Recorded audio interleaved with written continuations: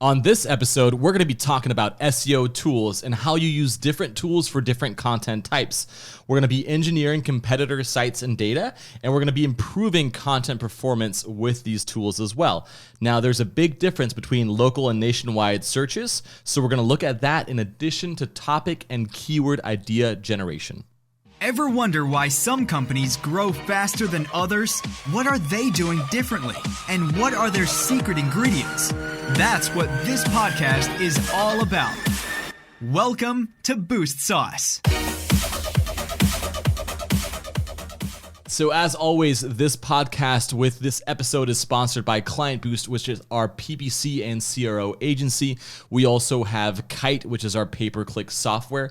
On today's episode, we're actually going to be talking to some pretty big heavy hitters. We have Brian Dean from Backlinko. We have Dan Shure from Evolved SEO. And we also have Rob Bucci, who is the VP of Research and Development at Moz. Let's call our first guest. All right, Dan, can you hear us okay? Yes, I can. Awesome. Hi there. Perfect. Well, you are here in the studio with Sean and I. We're super excited to talk to you. For the people listening, this is Dan Shure from Evolving SEO. You and I, Dan, we've done some stuff together in the past. And one thing that I was really, really curious about is how you go about research and what you basically do. So tell us about it. Like, where do you even want to start? Yeah, first I want to paint the picture as to why this is so important. I think when we're all doing SEO, we want traffic. I've seen the topic choice be like the deal breaker in people getting traffic or not. Like you've heard all the time. There's people out there blogging and they're going, we're blogging, we've been posting, we have 100 posts, we've been doing it for 2 years, but we're not getting any traffic or results. And then you look at their content and maybe the content's even good, but they're not talking about topics that people are interested in, or they're overshooting what they can actually rank for. Okay. And so the way that I help all my clients grow their traffic is by identifying the right topics for them to begin with. And because of, years and years of doing this, thousands of topics later, I've sort of developed a way to categorize content types that align with keyword types in a way that I haven't heard many other people talk about before. And I use this to help brainstorm and help inform my research when it comes to researching topics for clients. Okay. So that's kind of the backstory about why this is so important and how I found it to be so powerful. So let me give you like an example. Yeah. There's a specific type of content that I'm sure you've seen all the time that I call an object or a thing list. That might be something like piano apps or business podcasts or marketing books. Yeah. There's a noun in that keyword that is a thing that people are looking for, a sort of, you can call it a listicle if you want, but it's a ranked list of things that is the best of this thing. It might be the best bagels in New York. Like whatever that topic is, that is a content type that, you can begin your keyword research and think, okay, there's these common things that exist: books, podcasts, conferences, posts, like whatever it is. And you can say, okay, I'm going to take my topic and just mash it together with all these noun lists. And then I'm going to start there because I can guarantee you in almost any industry right now, there's an opportunity probably to publish a podcast list. And even more specifically, the one I always see opportunity around is an Android app list. Okay. You take any topic and do an Android app list, and there's probably opportunity there because guess what? A lot of people are just creating app lists, like for all for all platforms, iTunes, Android, but not as many people are writing stuff for Android specifically. And it's still got good volume. So there's just less competition there. So when I go into new clients and I know that there's these common types of content, I can use that to inform my research, and I'm usually going to stumble upon something that has some kind of opportunity to it. That's one example, and we can go into a lot more, but that's kind of the first picture I wanted to paint with, a clear example of a content type. Right. So so like for me, being very, very juvenile in my SEO and content understanding is I tell Sean, I want more listicles and I want these keywords to go rank, for example. And then Sean magically makes it happen. But you're saying there's another way to go about that, especially if things are very, very competitive in that world that you're trying to compete in. Yeah, I mean, with all types of content, if you can find a specific topic that no one has really answered a question around or written an article around, and you could be the most relevant, specific result. In many cases, you're going to outrank something that might be higher authority, but less specific. For example, today I was just doing research and I just tweeted about it. I found a very kind of old piece of content on like not a great website ranking for String Height Stratocaster. That's a guitar for anybody not familiar. Like, what? Okay. Yeah. And this is a pretty decent volume search query. There's other sites ranking that are super high domain authority. I mean, they're even competing with Stratocaster themselves. Yet this lower authority site ranks because just not many people have talked about that specific question. So relevance is kind of the big thing that anybody can leverage, no matter what type of content it is. The reason why I categorize content by these different content types is because it's really important in SEO to match your document or your content with the intent of the keyword. I've seen many businesses and clients. I hear the chicken noise. Thanks for that. I've seen many businesses and clients like trying to rank the wrong page for the wrong thing. I think a real concrete example is like, let's say I want to rank for, shoes. I'm not going to use an article to rank for a search like that because the search intent is likely to purchase shoes. Right. So I'm going to want a category or some sort of e-commerce result. But that applies to content as well. Like, let's take another type of content category, which might just be what I call a topic, subject, or concept. This is a broad word where there's no intent specified. So it might be something like marketing, or it might be a topic I researched lately called privileged access management or audiogram. Like, this is all just a topic with no context behind the search query. And the mistake many people make with those is they take something like marketing and then they try to write something super specific, like business marketing strategies 2019 or like whatever. And it's way too specific and it totally misses the mark for satisfying a broad search query intent. And so this entire approach is really important because if you start thinking about these different types of topics, you can match the right content when you execute against that topic. So I actually, with the one I just talked about, like the type that is just a subject or a concept, like marketing, I often recommend my clients to avoid those types of keywords. Or if they go after them, to be much more strategic than just creating a simple blog post. Because when you're dealing with something like privileged access management, it takes a lot more time and effort and nuance to figure out how should you structure that content to satisfy that search query. Because that's a very vague intent. We have no idea if the person's looking for a definition or they want some sort of process or they want a how-to or history or what they're looking for. So I often recommend clients to approach those types of topics with care and with caution. How do you figure that out? Like what the intent then is of the examples that you just gave? Yeah, so there's some rules of thumb with a type of piece of content like that. So 9 times out of 10, you're going to start your content with a definition. You're going to go, what is marketing, and answer that. That's like 99% of the time what's going to happen. Because most commonly, if you look at related searches, people are searching what is marketing or marketing definition. Then what you do is you use Google's results to help inform your topics. So what you want to do is look at the other subtopics that is showing up in the other number one ranked pieces of content.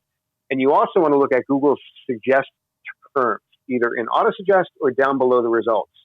And you can also use tools like Keywords Everywhere. It's a super popular free tool that is going to give you keyword data in Google as you're searching for stuff. And that tool is amazing. It's really been the biggest game-changing tool for me in the last 2 years of doing SEO. Nice. Yeah, we use it ourselves. We'll put that in the notes too.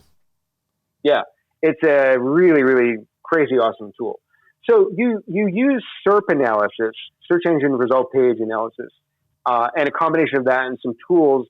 And then again, when you do this a lot, you start to see common threads. Like something might begin with a definition, then it might talk about why is it important, then it might talk about like that topic versus another topic, then it might give a little bit of a how-to. So you start to see these common things, but that's what I'd like to do, is kind of use search analysis to help inform that. And I will say that a broad search like this could be a candidate for what I might call a hub or a wiki section. And that is a bigger collection of pages to address a big topic. Okay. So, for example, a while ago, I worked with a company that dealt with hearing aids. And for like 3 years, they ranked number one for hearing aids in Google.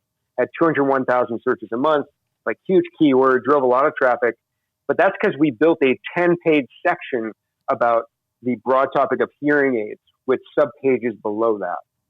Mm-hmm. So when you have a big term like this, that's why it's really important to approach these with care, because you can't just like throw up some random page about hearing aids or like, jot down 1,000 words and expect to make something happen with that. So it's another good reason to just be knowledgeable about these different topic types, because then you can strategically choose which ones to do. So for the quick question on that. So for the bigger, wide range of what the intent could be from the words or the topics that you want to rank for, you mentioned the hub and spoke model too. So you guys were creating the hub, and then you had 10 subsections, like the spokes of the hearing aids. Yeah, and I should clarify this. So I'm actually not a huge advocate of the hub and spoke model the topic cluster model through HubSpot. Yeah. Because they are hammers looking for nails.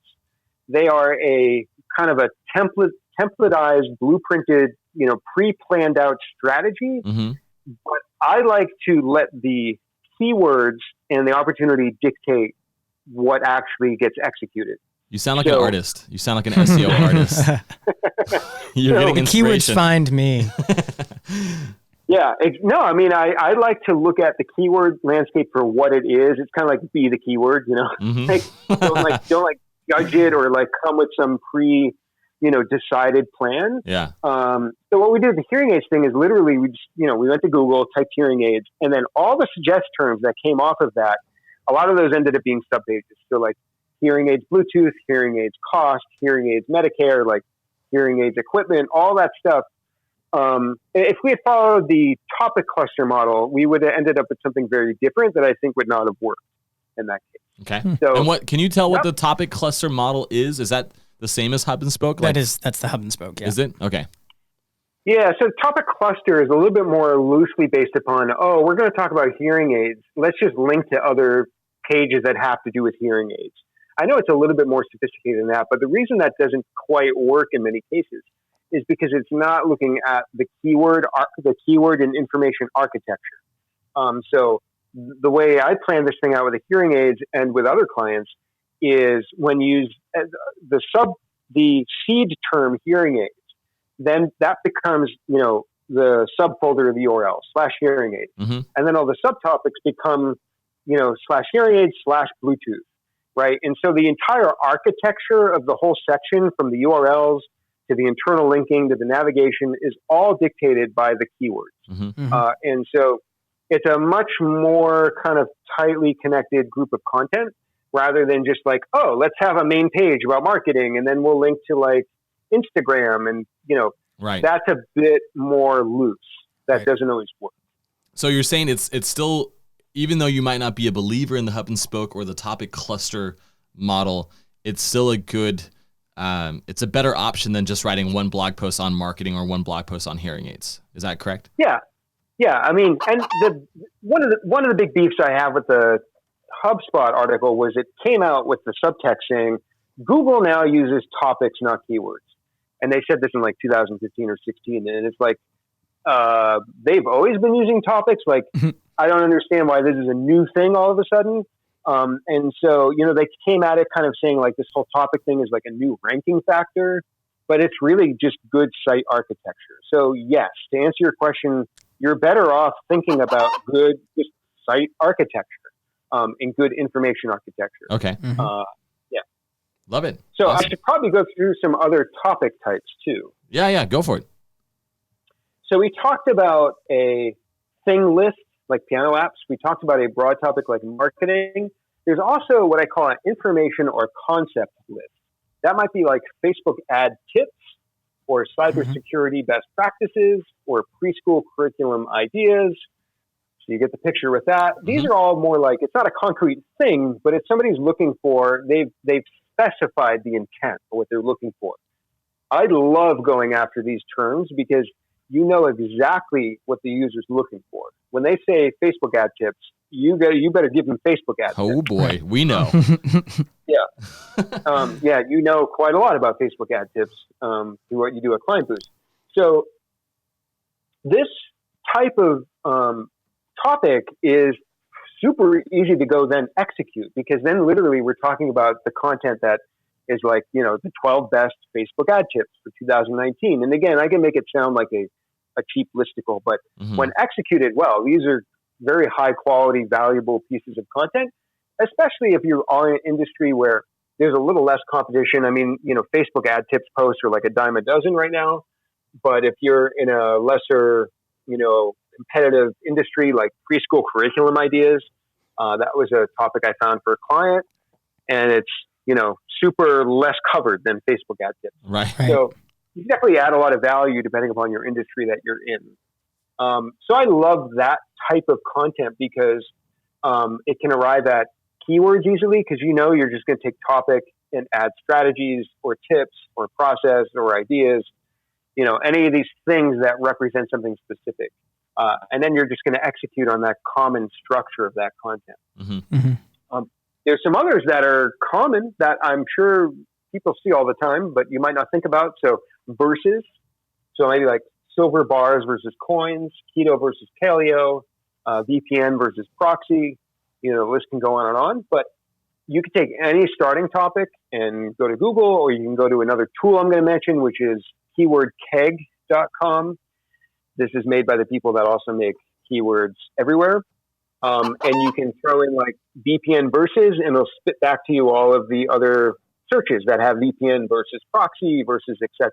Like keyword keg, like a beer keg? Yeah, keywordkeg.com. All Yep. right. That's funny. We like it. That is paid. You can also do keywordtool.io for free stuff.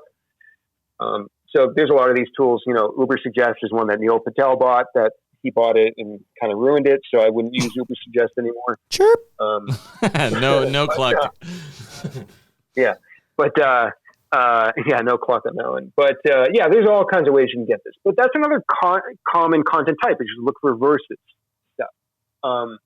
Another one that a lot of people don't think about, because on surface level, it doesn't seem like there'd be anything to do here, but it's a yes/no question.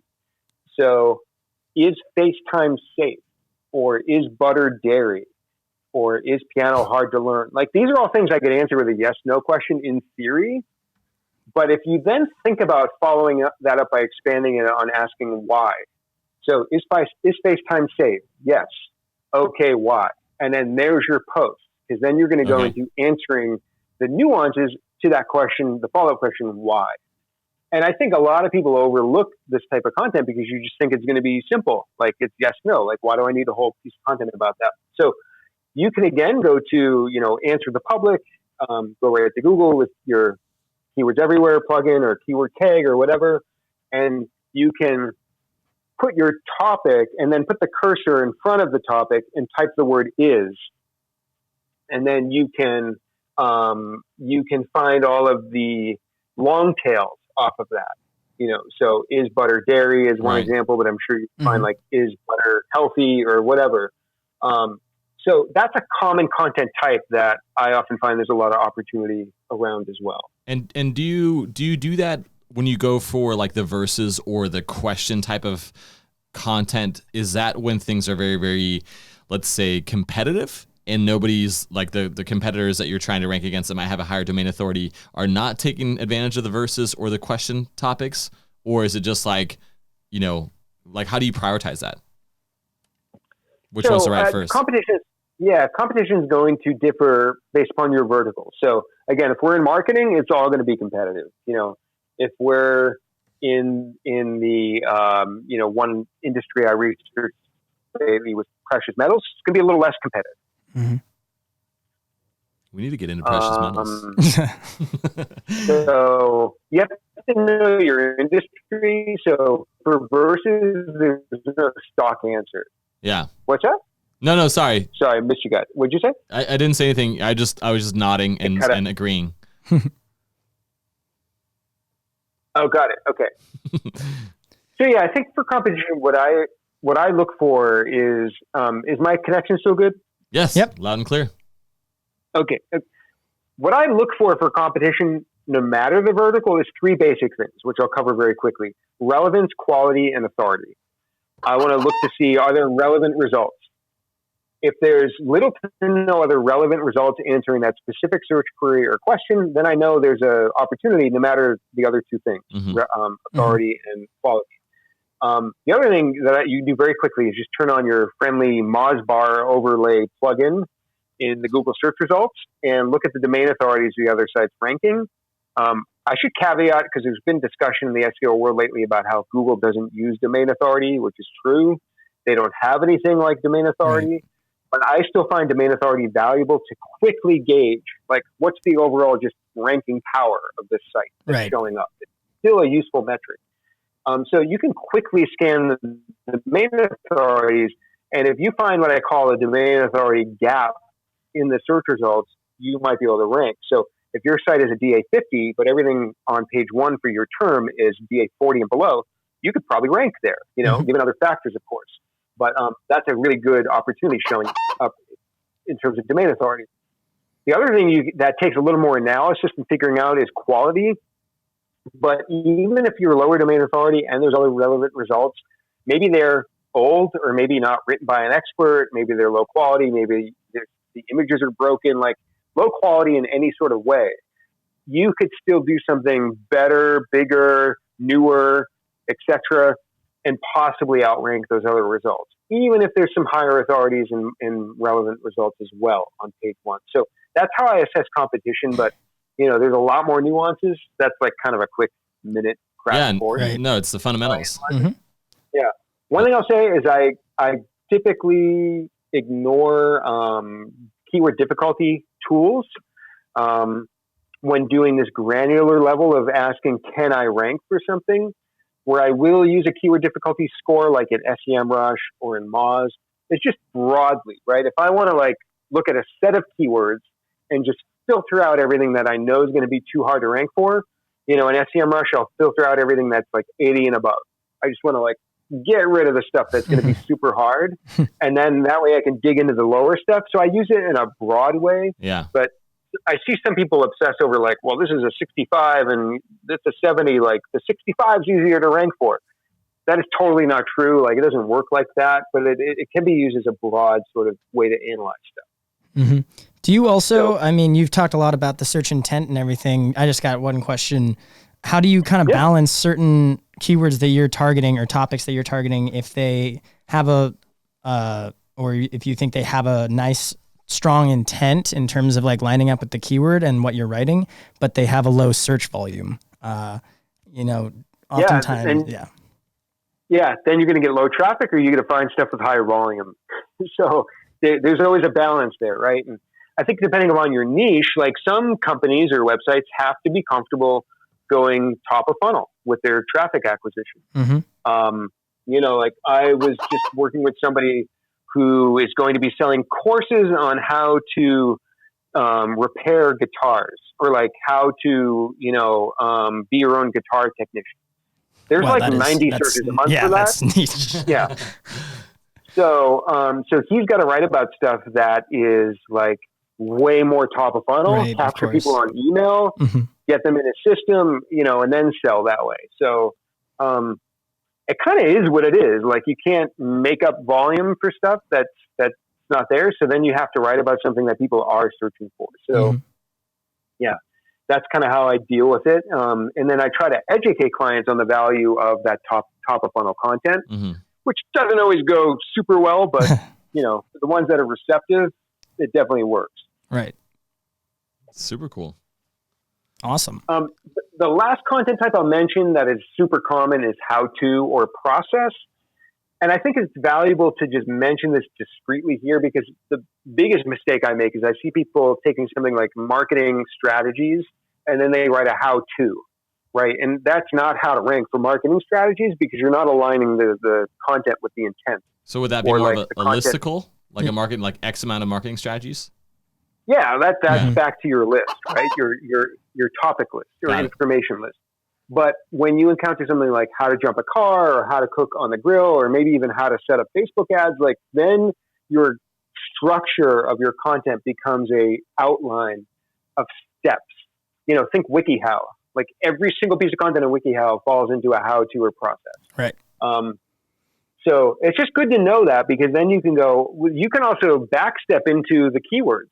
So sometimes I'll work with clients and they'll go, well, we don't want to do any how-tos or like any teaching types of stuff. And then in my research, I'll just take everything that would have been how-to off the table. So sometimes it's good to know the types of content you want to do and then reverse that back into the keywords that might line up with. Do they change their mind sometimes when you take away the how-to and they're like, oh, we can't rank for all that now? Yeah, sometimes, it can be a little rude awakening, to see what the opportunity actually is. Yeah. Cool. Well, Dan, this has been so amazing in regards to the different types of, not getting too technical either, because I'm really, really liking what you said. Like anybody listening to this can actually follow along and understand. And of course, the tools that you mentioned, we're going to obviously have in the notes too, so people can use them. Is there any last things that we need to keep in mind before we wrap up? That's a loaded question. You can talk about anything. Brownie recipes, doesn't matter. Yeah. No, I would say one thing I've been huge on lately is your opening sentence and your opening paragraph on content. I know it's like I'm going super specific here, but I see a lot of mindlessly written openings, and in the world of SEO and just good marketing, getting people to click is one thing, but getting them to stay on your content is really, and then you deal with this all the time at Client Boost. A lot of wasted clicks and traffic out there for content where people spend very little time on their first sentence, or their opening. Yeah. So that could be a whole separate topic. I'll give a quick little plug here. My next podcast episode coming out, Experts on the Wire, is going to be with somebody that is a writer who is just incredible at this stuff. And we go in super deep on how to write like a good opening sentence. I like that. So anybody interested could check that out. Yeah. We'll add that. Cool. Yeah, I'll give you the link if you want to add that. We totally will. Well, Dan, really appreciate your time, my man. We will we'll most likely have you on another type of SEO or content episode in the future too. So thanks for spending time with us. Cool. Thanks for having me. I appreciate it. All right. Thanks a lot, Dan. All right. Bye. Hello. Hey, Brian, Johnathan, and Sean over here from Boost Sauce. Hey. Hey guys. So thankful to have you here. For the people listening, we're talking with Brian Dean from Backlinko. Today's topic is going to be on SEO tools. So Brian, where do you want to start with this? Like, you probably have a fair share of experience and knowledge of what you've done and what you still use. Man, I am kind of a tool addict. I actually, for a post, I reviewed over 200 tools. Oh my goodness. In about a month. It was insane. Like, it was just nonstop. I had to have, someone on my team create all the accounts. But ultimately, I tried personally 200 tools for the first edition. Since then, I've tried another probably 60 or 70. Only about 190 made the cut for this like giant list that I had. Yeah. But I can say with confidence that I've tried more SEO tools than anyone else on earth. We believe it. So Yeah, right. Pick the right topic. That's amazing. So, I mean, there's different tools for different things. Like if you wanted to take somebody through like the must-haves and then the nice-to-haves, like where would you rank and categorize the must-haves? Well, I mean, obviously the must-have right now is Ahrefs. Okay. Because even just for link building, they are a must-have. But they've totally that won't throw me off. Don't worry. They were a link building tool, and they've totally expanded their feature set. And every feature that they put out is one of the best out there. Like they released a keyword research tool a couple of years ago that has since been refined, and it's slowly become my go-to for keyword research. In addition to all the other stuff they have.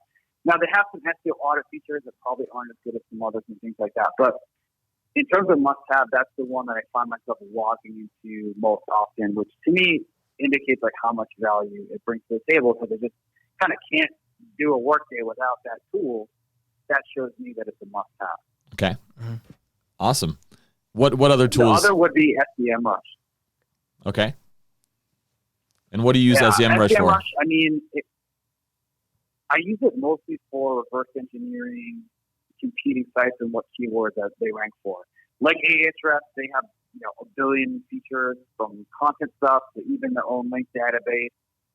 But when I think SEMrush, I think keyword research, and it's still a really good tool for that. Even though Ahrefs can also reverse engineer, Moz can now reverse engineer competitors' rankings and show you exactly what keywords they're ranking for.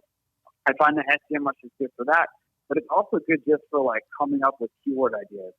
So you pop in a keyword and get a bunch of keyword ideas, and to me, the results you get from SEMrush are still a little bit better than most because they're not just variations on what you type in. So a lot of times if you type in SEO tools into a keyword research tool, it'll give you variations like best SEO tools, free SEO tools, stuff that you could have thought of on your own. But SEMrush comes up with some unique keywords that a lot of other tools don't have.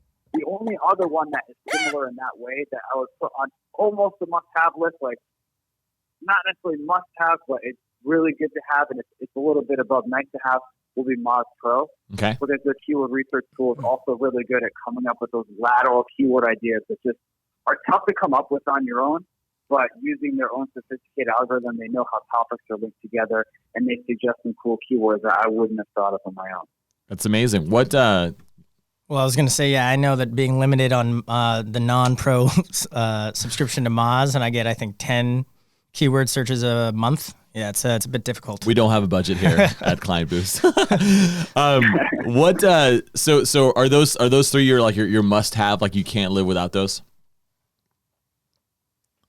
I would say Ahrefs, SEMrush, and then if you consider like Google Analytics a tool or a Google Search Console a tool, I mean, those might even be above because without that stuff, you're really flying blind. That's true. Right. That's true. It depends if you consider them a tool or not. I do, but they're not paid. They're not really like a third-party thing. But you kind of need them to do SEO and to rank. Like you just need Google Analytics and all the stuff you can break down, and the Google Search Console is like a dashboard. So I would put those in the must-have category, but most people don't because they're not really tools. I mean, I disagree. Like I think I'm on board with what you're saying. They're definitely tools. Because they're free. But yeah, that's awesome. Are you now, since you've reviewed so many tools too, in regards to like the nice to have, which ones like pleasantly surprised you when you were going through your review? One tool that I really like and I don't hear a lot of people talk about is called speedkeywords.com. Okay. It's kind of a strange tool, but it's brilliant in its own way. So the problem I have with keyword research a lot of times is that it's based on what you type into it. It's like that old computer science garbage in, garbage out. And a lot of times I'm giving it garbage. Like I will just type in a keyword that comes to my mind, like link building, and it'll just spit out variations of that. And I don't even think of how people are actually searching for this stuff. So what Speed Keywords is you create a question or a task for people. So you say, okay, how would you find an SEO tool in Google? And you hand out, and basically you create a link and you send this questionnaire out to anyone that you can. You can share it on Twitter, with colleagues, with friends, with clients if you're an agency. And then they tell you how they would search for this stuff. And a lot of times the keywords they would use in Google are completely different than you would think. So it brings up these awesome keywords, hence the name, that then you can type into the Google Keyword Planner or whatever to see how many people actually search for this stuff, or whether that one person, was just a weirdo and they search for it in a weird way. Right. Or maybe they're onto something and you're the weirdo. The way they type in is how most people search for it, but you didn't think of it. Yeah. It's really good for industries or niches or topics that you're kind of in, and you can't see it from an outside perspective. Okay. I like that. What, any other ones in regards to, I guess like Ahrefs and SEMrush can do this too, but like competitive monitoring, like if there's anything new, that they're doing, I don't know if that's something that made the list or anything that's nice to have. Or what about Answer the Public? Yeah, I mean, doing something like what you just described. Do you ever use Answer the Public for that? Yeah, but they're not really necessarily keywords. They're more looking at communities for questions. Mm-hmm. So it's and obviously, there's a lot of crossover. Don't get me wrong. Answer the Public's great. I use it a lot, and it's faster than this system. the seekeywords.com tool, which is free, by the way. Okay. Yeah, I use them both actually. Seek Keywords is good if you're like say you're an agency and you just get a new client that sells organic gardening kits and you know nothing about this topic. It's a good way to like get some seed keywords that you couldn't think of, or the opposite, where you're really in it and you want to see an outside perspective. Answer the public fears that it has that same problem, that if you type in gardening equipment, it's going to give you the same set of questions based on that. Right. Versus these keywords will give you these lateral, like things you wouldn't even think of, like organic tomato kits. Then you type that in and you get all the questions people ask about that online. So yeah, they actually complement each other really well. Cool. What other ones surprised you when they made the list for you? Another good one that I like that I would actually put more in the must-have that I forgot to mention is BuzzSumo, which I think most content marketer SEO people are very familiar with it.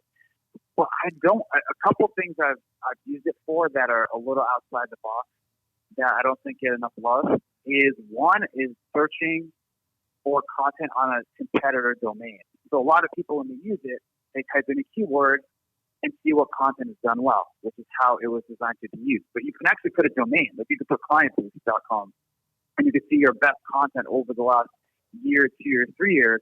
And this is great for reverse engineering a competitor, especially one that just puts out a ton of content. And it's kind of hard to tell which ones did well, which ones didn't do well. And so I do that a lot for various other SEO sites and other industries I'm in. I'll put in a competitor and you get a list of their best stuff as opposed to looking at it from a topic perspective. So if you put in some competitor URLs and it gives you like a ranking of the best performing content, is that, and this is, I honestly don't know because I'm not in this, every day like you guys are, is that based off of like social shares or is it based off of backlinks? Like how do you determine which piece of content is the best of a competitor's? Well, they sort it by something that they call engagement, which is kind of a combination of social shares and backlinks. Okay. So they combine the two in their rankings. So it depends on what your goals are. If you're like, hey, I want to create something that goes viral on, let's say, Pinterest, then you'd really zero in on that, and you can sort by Pinterest shares. Right. So it's kind of a choose your own adventure situation where you can pick whatever thing you kind of want to get out of it. So if your goal is link building, obviously you just sort by backlinks and kind of ignore the social stuff. Yeah. Another cool feature in there in BuzzSumo that I like to use is called Evergreen Score. And like it sounds, that shows you how well a content is performed over a long period of time. So, some content comes out, it's a flash in the pan, it does well, and then a week later it's completely forgotten. Yeah. It shows you content that has legs over time. And that's cool because you can be like, something on that topic will give you value over the course of months and years as opposed to just like a day or a week. Yeah. That's super cool. Speaking of link building too, you mentioned BuzzSumo can be great for that too, but are there any specific tools that you like that you're using for link building? Yeah, I use mostly Ahrefs for link building, and there's a couple cool features in there that I use more often than others. One is they have a tool called Content Explorer, which is basically their version of BuzzSumo, where you type in a topic and it gives you the stuff that has performed best in terms of social shares and links. But what they have that's a cool feature is that you can specifically bring up content that's done well that's now broken. So the URL is broken. And then you can use that for broken link building. Right. So you can find content that has been shared a bunch, maybe 3 years ago, it got a ton of links, and now it's dead. And it's a cool way to bring that up because otherwise, the only way to find broken links is like to either go page by page or put in a competing domain. This shows you stuff that I would have, you couldn't find otherwise. Like searching, it's almost like broken link building searching from a keyword. Pretty cool. Yeah. And they added it specifically. Obviously, they added that feature for broken link building. Nice. So I've been using that quite a bit lately. Okay. This kind of goes outside of the SEO tools, but if you do email outreach through, for link building purposes, like what email platform or tool do you use for that? I personally like to keep things really simple. I use mostly just a Gmail or a G Suite account and an Excel spreadsheet to keep track of everything. Dang. Because I do some outreach, but I don't have like a team, Yeah. Well, that's awesome. So if you have it depends. yeah, if you're just getting started, I always recommend that people just start with a simple spreadsheet and send each email one by one, because that's the only way to really learn how to get good at outreach. Right. When you get those emails, those horrible outreach emails that are like, "Hi, name," and they forgot to put the name, let's just keep it, and that happens a lot because people are using a tool in the first outreach email. Yep. But when I did scale and I was using a lot more, I used BuzzStream, which is really good. BuzzStream? It's very beginner level, pretty easy to try out. And then if you want to get super advanced with sequences and finding influencer stuff, Pitchbox is really good. Pitchbox? Pitchbox is life. I did use the Pitchbox. Yeah, it's legit. Okay, cool. Awesome. But you gotta be like, kind of get your money's worth out of it. You gotta be like doing a ton of outreach, basically. Mm-hmm. Yeah, that's rad. I mean, this is kind of to your point too. Like a lot of people can get, and I've been at fault for this too, is like, ooh, shiny new tool, let me use it and start going about it. But you mentioned something really, really important, is that if you don't put in the work first on some of these things, like of course, some of these tools are invaluable. Like you have to use them. But for the outreach perspective, like knowing what works and what doesn't, when you get those replies or not get those replies, it's really important for you to kind of like, sharpen your own knife as you go through this. Anything else you have as far as like recommendations when people go out and research? I mean, we're going to include your blog posts about the SEO tools. But as people scan that list, like what should they be aware of? Are there like certain categories of tools and saying, hey, I need, one tool for this, one tool for that, one tool for this? That's good. Yeah, exactly. I think there are some categories that you it depends on what you're doing. Like if you're not that into on-page SEO stuff, you can skip some of the content optimization tools. And if you're really focused on link building right now, you can just zero in on those. And the cool thing about platforms like Moz and Ahrefs and SEM expanding is that they now cover several different categories. Like it used to be, you get Ahrefs for link building, SEM for keyword research. Moz did a lot of local stuff and had like this and that kind of a suite going on. Now you can more or less pick one tool and get a lot of value out of it. So I wouldn't go crazy with categories. I would just be like, what am I doing the most and what am I doing the least, and which one has strengths and weaknesses there. So if you're doing link building, in my opinion, Ahrefs is best. But if you're also doing a little bit of keyword research, or even a lot of keyword research, it can get you covered there too. So you don't need to necessarily get both tools. If you're like, hey, we're putting out tons of content, we're scaling up content, we need tons of keywords, then you might want to go with SEMrush and then use their link building features, whenever you do link building, if that's not a focus for you.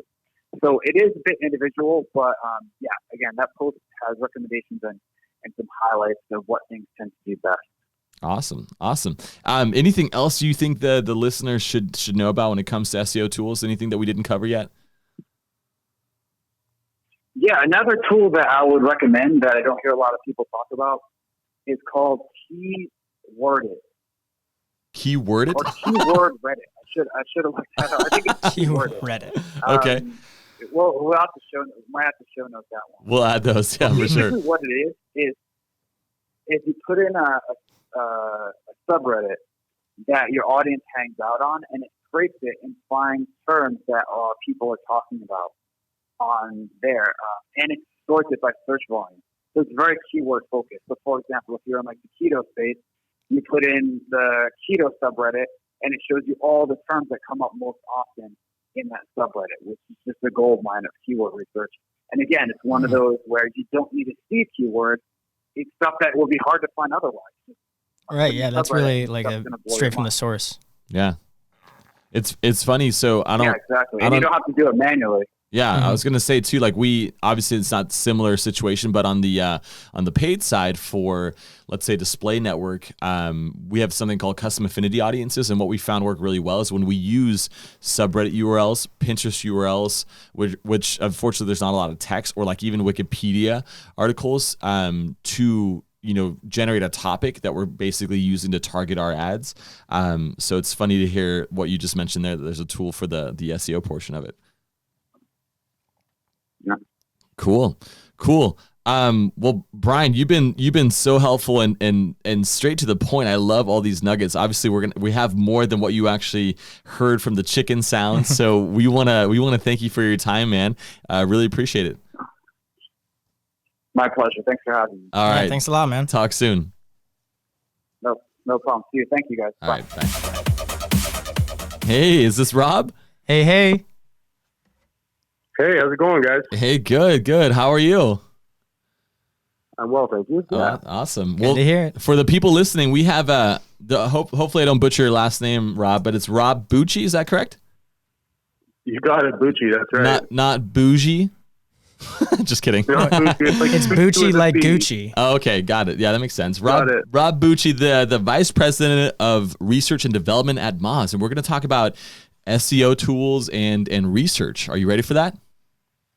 Yeah, absolutely. Looking forward to it. Well, like now that we have you on the show, like I'm going to go off a little bit of a tangent. Like I am curious, like what you spend your time on when it comes to R&D at Moz. That seems like a secret Area 51 lab kind of thing. True. Speaking of the title. There are no aliens involved. Oh. But yeah, absolutely. I spend a lot of my time working with sort of like trying to figure out what is on the cutting edge of what digital marketers and SEOs need in order to do their jobs better. And we're working on a lot of predictive analytics and machine learning type stuff to help us better get in front of how do we help people make their websites more visible in Google search. Yeah. Cool. Well, I mean, you guys are, and it's kind of like you're way more than that, obviously, but you are technically an SEO tool. So when it comes to, you know, the Moz capabilities, like let's spend most of this episode segment on that, because while we can talk about other tools and what you guys might use beyond your own tool, I'm really curious to like understand like the things that people can gain value from, and like, you know, anything that you have in the pipeline from an R&D perspective too. So where should we start? Yeah, well, I mean, why don't we start talking a little bit about local, since that's an area that we've been talking a lot about. You know, Okay. local Awesome. search, how people can use Moz's tool set to get in front of that particular area. How does that sound? Yeah, let's do Sounds it. Great. Yeah, I mean, so we just last week at MozCon, we announced the launch of this new functionality called Local Market Analytics. And it's based on this research that we've done that shows that increasingly the vast majority of searches that people do result in search engine result pages that are local, i.e. they change based on where the search is coming from. So if I'm in Seattle and I search for a sushi in Seattle, I'm going to see a different result page than someone in New York. And that seems obvious, right? That's as a very locally bounded search. But if I'm doing like even non-local queries, if I'm searching for Adidas shoes or how to file a small claim, for example, I'm seeing a different search result depending on where in the United States I'm searching from. And so one of the things that we're uncovering is that there is no such thing as a national search anymore. Now, no matter where you stand in the U.S., the results are different. So these customers of yours, what they see is different depending on where they're searching from. And if you're trying to figure out how to be best visible for those customers, you have to be searching in the exact same place they're searching. Yeah. So that gets really challenging to do, to build that kind of data acquisition and analytical pipeline for you to be able to understand, hey, you know, what do my customers in Memphis, Tennessee see when they search for my business? Right. And we've been building solutions for that particular problem. Oh, that's awesome. So that's like a completely segmented. It's a local searches across the nation. Yeah. Well, so how do people? You got it. Yeah. Sorry, go ahead. I was gonna say, like, how do people take advantage of that when you guys now have that capability of improving local SEO for companies that use Moz? Like, what are the things that are vital to be able to show and also grow more locally, so to speak, in the search results? Yeah, I mean, the primary thing is that we want them to see the on-the-ground reality of what their customers see, right? Because it all starts with having the right data. That's the foundation on which you build all of your campaigns, all of your strategies. So, you know, historically, people have been looking nationally, and perhaps they have been like misreporting or underreporting their performance in these markets because they think, well, I'll just search. Let's say I have a hardware store. Okay, let's say I have hardware stores across the nation. If I just search for the term hardware store in the United States, I'm not seeing exactly what my customers are seeing. So, giving them the right data by saying, here's what the SERP looks like for hardware store in Memphis, here's what it looks like in New York, here's what it looks like in Washington State, and so on, gives them the right data to base all of their strategies on top of. Right. So that is like the lowest, the minimum bar that we have to pass, right?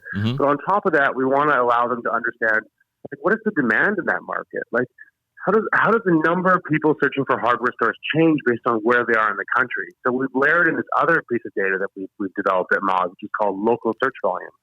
So now we can tell you, here's how many people are searching for you in this area, here's how many people are searching for you in that area, and here's how it changes. Mm-hmm. And that's where it gets really interesting, because now we can start to actually like value the potential return in specific markets. Like we can make the business case for, hey, you should move into this market because there's more people searching per capita for your service than there is in another market.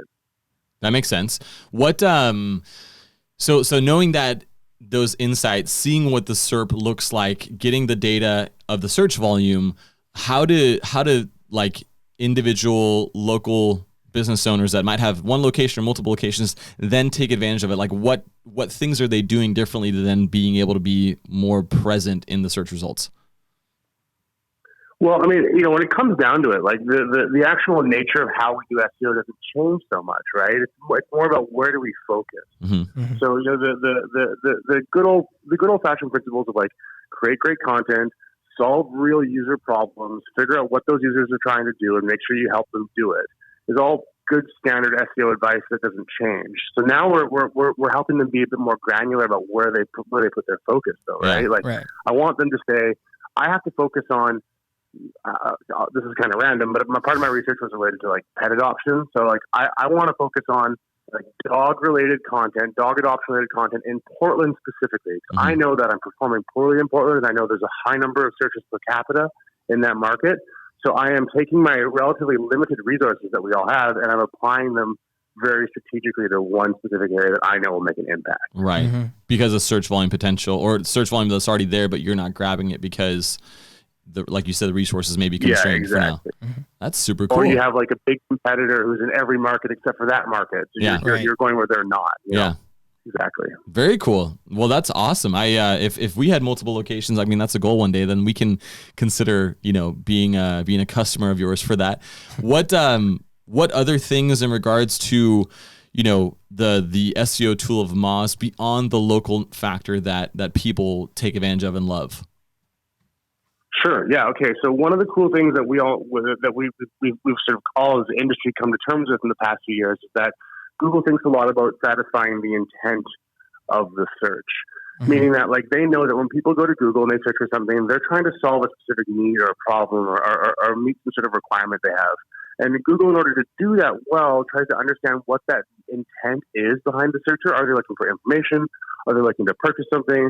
Are they looking to get somewhere? Are they looking to disambiguate a query to figure out like exactly what the particular query they're after means?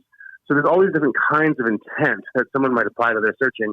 And Google chooses to solve those needs by blending in a whole bunch of different content. You know, for example, when someone wants informational queries about like the best products to buy, you'll see a lot more video results in the search because Google knows that people like to interact with video to get this kind of information. Or when they're looking for really quick answers, they use what's called a featured snippet at the very top of the search, right? So Google does all these things to map intent, to meet the intent. And one of the things we're curious about is, can we help our customers understand in advance what Google thinks the intent of that search query is? Mm-hmm. So we've been building these models that allow us to understand and tell our clients, hey, for this particular query, Google thinks the intent is this, and therefore your content that you should optimize for is that. Wow. So that's a really interesting area of research that is something that's pure R&D, but I'm very excited about coming out of Moz. Yeah. Yeah, actually identifying different intents. It's like keyword research taken to the psychic level. Super cool. Yeah, exactly. I would like that. Quote when you guys release it, or if it's already out, like you can just take Sean's face and use that quote. That's a great testimonial. Yeah, having never used it. I would. Yeah, perfect. Yeah, that's a really interesting area of research for us for sure. Awesome. From what Moz already is, and not necessarily what's in the R&D. Like, what have you guys? What is your bread and butter features around your product that most people today are using to their advantage? I think a lot of people who really get a lot of value out of Moz are agency types, individuals who are responsible for managing a diverse set of clients and have a lot of different business areas that they're involved in a service. The needs for that kind of the needs of those kind of customers are very specific. They have very specific needs around reporting, around user management, around how do we make sure the data is always available when I need it, when it's time for me to do an audit or provide a client report. And so we've done a really good job of of meeting those needs of those agencies. And it's something that we're still interested in doing even more of. So we're working really hard to figure out, what other areas of agencies under service that we can help them with. Yeah. Mm-hmm. So I'd say that, agencies are people that really get a lot of bang for their buck out of the Moz tools. And that's been really interesting to see. Yeah. So if you were an agency or even like an individual in-house SEO person, I don't even know. Like, I don't even talk this language. SEOer? How do you say it? I guess you yeah, can call it SEO. If you're in SEO? SEO analyst. SEO There you analyst, go. Yeah. What? So, from like, competitive analysis and watching things like that too, considering, what you're in charge of on the R&D side, which is a lot of these new things, bells and whistles and features coming out. Are there anything that you guys do predominantly better today than other tools on the market? Sure. Yeah. I mean, so if you think about the needs of that agency customer, or any SEO customer, but we're specifically focusing on agencies for the purpose of this conversation. But if you think about their needs, they have like a life cycle arc, right? So, for example, for an agency, one of the primary needs I need to do is I need to bring in new business. So I need to pitch people. So I need to show up with those pitches armed with all the information I could possibly have about your market. So I impress you as my potential client that you should work with me. So in order to do that, we're helping these customers with all these incredible keyword research features through our Keyword Explorer. We're helping them get at this huge volume of data through things like Stat that allow you to pull in all the different SERPs for as many keywords as you want, so you get this true lay of the land for the market. So they can approach their pitch and say, we know everything. We've been tracking your business. We know all your key competitors. We know how they change via different markets because we have that local market analytics product. So we can show you that your competitors in Portland are different than your competitors in Washington. Mm-hmm. Mm-hmm. That's the first basis, and that's really impressive. And then, hey, we sell the client it. And we did that on the basis of having Keyword Explorer, on having Stat, and having local market analytics. Yeah. At that point, once you've won the business, we actually have to do what we say we're going to do. And so that involves us getting down to the brass tacks and doing SEO. And at some point, we have to report on that. So again, in Moz, you have all these abilities to report out the performance and to show the delta. You started working with us in January. It's now March. Here's how much has improved over that time frame. So Moz is helping with that part of the life cycle as well. Yeah. So it's sort of it's a cycle because they start with pitching, they win the business, they report on the business. Eventually, there's new pitches to do and rinse and repeat. Mm-hmm. Yeah, I'm looking on the website right now. I'm looking at Moz Pro. You guys obviously have Moz Local and obviously free SEO tools too. How with how much you can say, how much of the free SEO tools is a acquisition channel for you guys for actually paying users? Is that quite a bit? Certainly. We track a lot of people who come in and are interested in the free SEO tools. I would say that, not all those users are definitely the kind of users who are going to stick around for the long term, just because the one's needs develop as we get into SEO. Usually what happens is you start learning about SEO, you find Moz, right? Yeah. Moz's beginner guide to SEO is absolutely fantastic, and it's like the standard in the industry. Mm-hmm. So a lot of people, one of the challenges we have is showing people how they can use Moz to do more than they thought they could do, right? So definitely the free channel is like an acquisition channel for us, but we do a lot better when we can actually talk to those users and form relationships with them and show them that, we're not just a free SEO tool company. Actually, we can help the full service of your agency. Yeah. Yeah. Super cool. So for people listening or watching right now, or even reading, I want to go through. I'm literally on the Pro products page on your site right now. So you have Keyword Explorer, which is knowing which keywords to target with the keyword volume, the difficulty metrics as well too, and then you also have the tracking of those individual keywords as well, which is, like you mentioned and alluded to. It's really nice to know that if what you're doing is actually making progress and seeing that, which is really important. You have the ability to crawl and audit the site, and then you also have like a page optimization score. Can you tell us a little bit more about that and how that helps people out? Yeah, sure. So again, thinking about life cycles, right? Like it starts with me doing some keyword research to figure out what terms I need to target that my customers are looking for. I build that content onto my site. So at that point, I need to audit my site to make sure that content is well built. It's crawlable, it's accessible, the site is functional, it's responsive, it returns the page quickly. Mm-hmm. So all that is a site audit, right? So that helps the users do their on-site SEO. And then there's how does my site appear in Google? So how is my site visible when somebody searches for me? And that gets down to rank tracking. And how do I improve my ranking? And can I need more backlinks? So that's where you get into backlink analysis. Yeah. Mm-hmm. So all of these tools are components that service that full life cycle of SEO, from content research and keyword research to content development to site auditing to SERP visibility to backlink analysis. It's all one kind of spectrum of work. Yeah, that's amazing. And awesome. You said about the links too. Is that, it says it's new on the website. Is that relatively new, the Link Explorer? Has that been around for a minute? I know the OSC, Link but not Explorer's links, been around for a minute for sure, but it's been recently updated, and it's one of the biggest in the world, actually. So the scale of this link index is absolutely mind-boggling. It's comparable to Google itself. Wow. So we're mining the entire web and crawling it, and then mining all those linkages between web pages and allowing you to search against that. It's a huge amount of data. Yeah. Fantastic. Yeah. Super, super cool.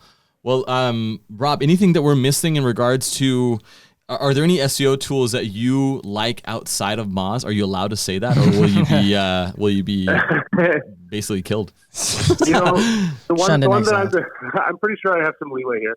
The one that I am really a huge fan of is one that Moz just acquired, and I'm super excited that Moz acquired them, and that is Stat. Okay. Stat is all about looking at large volumes of keywords and aggregating them together, knowing that, like, if we were to aggregate these keywords together, we can find new meaning in them as a group of terms. So Stat is a really incredible SERP analytics product that I'd say is one of the best on the market and has a great client base across the world, and it was really exciting to see Moz acquire them. Yeah. I was actually speaking at a Stat crawl in San Francisco like some years back. So I was really impressed when you guys acquired them, and I heard that news too. So, but I didn't know what Stat was back then, so I feel kind of bad for saying this, but great people at least. That's how much I knew. Yeah, really great folks. Yeah, absolutely. Cool. Any other tools that you know or your colleagues know that they use frequently, or is it all within the Moz ecosystem? I mean, it's all in the Moz ecosystem, although I do like, there's some interesting developments coming out in sort of that content, how do I put this, like content optimization, content development area. Like now with all the advances we've had in like machine learning and with like natural language processing, some of these tools are coming out, like Content Harmony has a tool coming out pretty soon that helps dealing with intent and developing content. Okay. There's Market Muse as well, which is a really interesting product that helps people understand better how their content is servicing different areas. So I think that these are interesting developments, and I'm following them along. I think they show a lot of possibility. Yeah, super cool. Well, Rob, before we wrap this up, is there anything else you'd like to add? No, I mean, I think that about covers everything I really hope to talk with you guys today. I really appreciate you inviting me on the show and letting me talk to you. Of course. Awesome. It's great to finally talk to someone from Moz. I've been an avid Moz follower for the last 3 years. So. Oh, that's super cool. Awesome. Well, Rob, we're thankful for your time, and we'll be in touch. Okay. Thanks a lot. Thanks. Yep. Awesome. So, we got some questions from people listening in regards to their questions about SEO tools. The first question comes from Jess Park. She says, how can you improve SEO for a small company that can't afford to pay an arm and a leg for SEO? Dan Shure actually made us a video to answer these questions, so we're going to loop in his answers right now. So this really comes down to two things. One is some SEO basics, and two is education. First, for the SEO basics. What you really need to make sure you're doing is you have the right page that exists for all the different products or services that you want to rank for. It's a combination that I see among all types of businesses, e-commerce, local companies, software companies. If you're in e-commerce and you want to rank for men's jackets, but you don't have a men's jackets page, it's going to be awfully hard to rank for that. So at a very simple, fundamental level, you want to just list out all your distinct products and services that have search volume and make sure you have great pages that exist for those. Number two is going to be on the side of education. If you don't have money and you can't pay, you need to put in basically time and learn SEO. One mistake that I see a lot of companies make is that there's a gray area between not knowing any SEO at all and not doing it, and knowing it really well and doing it really well. That gray area is people that do it wrong. And the businesses that do it wrong are the ones that are often at a worse advantage than the ones that don't do it at all. So you're really better off to, in some ways, unless you take the time to educate yourself and really practice SEO and learn SEO internally at your company, you're probably better off not trying to do SEO at all. Just really, for lack of, for risk of being cliche, just have a great website, a great business, do all kinds of other really good marketing, maybe lean on other channels that are a little more affordable or a little more predictable, like paid ads, maybe do PR, or invest in other channels that might seem a little more, a little less elusive, let's say, than SEO. But you can and should really take the path to learn SEO, and there's a lot of great ways to do that, but this really comes down to having a place to practice SEO. So you want a website that maybe is your bread and butter website, like your company, but you should also consider having a blog or another website that you can practice on, maybe even offer to do SEO for another company for free, or have some exchange of value or something. But you want to have a practical application of a way that you can learn SEO. It's very tempting to want to follow, a lot of the big bloggers and read the headlines, but the problem with SEO is there's so much misinformation out there that a lot of what you read is not only going to be wrong to begin with, but might be misunderstood or misapplied. A lot of it's not contextual. If you're an e-commerce company, but you hear advice that applies really well to a SaaS business, it's going to be really hard to make those things line up and work for you. So I'd almost say if you're a small company and you can't afford to do SEO, get the basics, like having the right pages, but then really do focus on other things and getting other things right, and basically ignore SEO headlines. And like I said, it's going to be hard to do those and do those correctly and make sure that they're understood. Now, Brian Dean basically has an answer that says, I'd focus a lot of time and effort on finding low competition keywords. You can usually rank for these without your SEO needing to be 100% perfect. So Rob Bucci over at Moz, VP of R&D, basically brought in his colleague Brittany Mueller, who I've seen and known for a while too. We want to give her credit for these answers. So she basically recommends that here are some bootstrap hacks when it comes to SEO and SEO tools too. The first thing is ask key stakeholders what their primary goal for the website is. Use this to determine which SEO efforts are working based off what they care to see.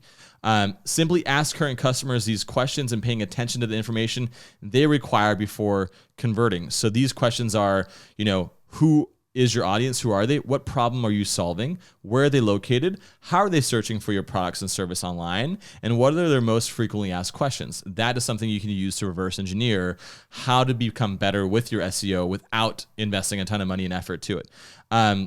Also, optimize title tags and meta descriptions for primary pages. Provide answers and information that your target market is seeking. Video interview an expert on the most frequently asked questions your customers ask. This can easily be turned into content for text, individual videos, slide shares, etc. And then also repurpose your highest performing content. So she gives us like a quick, 1 through 5 punch in regards to what would actually be most beneficial for people who don't have a lot of SEO budget. Other question coming from Michael Musa. What piece of data insight is often missing from some of the most common SEO tools? Any strategies or other tools that can help capitalize on that data? So Dan Shure is going to give us his feedback and answer right here. Yes, brand search volume.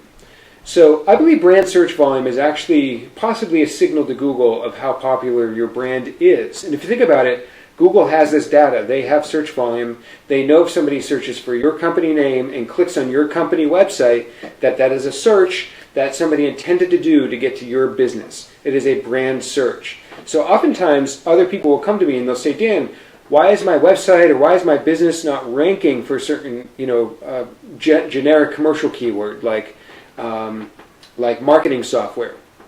But then you look at the competitors that aren't ranking them and they have a lot more brand search volume.